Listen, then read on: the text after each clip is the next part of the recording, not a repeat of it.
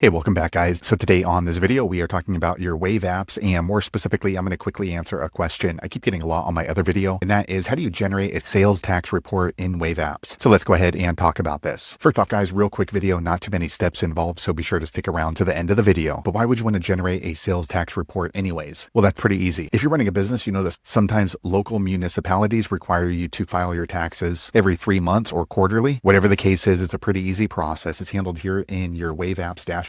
Check my video description. I'll try to leave the written instructions there as well. But I've already logged into my Wave apps, and this is the home screen. Now here on the home screen, if you want to generate a sales tax report, here on the left side, you're going to click on reports. Once you do that, you're going to see a drop down menu, and you want to scroll through until you see sales tax report in blue. Okay, once you do that, automatically it's going to show a sales tax report for the current year. So first off, what you want to do is go ahead and adjust the date range. So let's do 2024, and then you can also adjust based on specific dates. Once you've chosen, click on update report. All right, once you do that, you want to click on export. Okay, next you want to go ahead and export the sales tax report depending on who you're sending it to. This one's going to be for a spreadsheet, and this one's going to be for a PDF. So there you have it, guys. If you're wondering how to generate a sales tax report with your Wave apps, that's the easiest way I know how to do it. If you know an easier way, be sure to leave a comment below. Let the rest of us know how you did it. Hopefully you found that video useful. If so, click thumbs up or maybe consider subscribing to my channel, and I hope to see you on the next video. Thanks again for watching.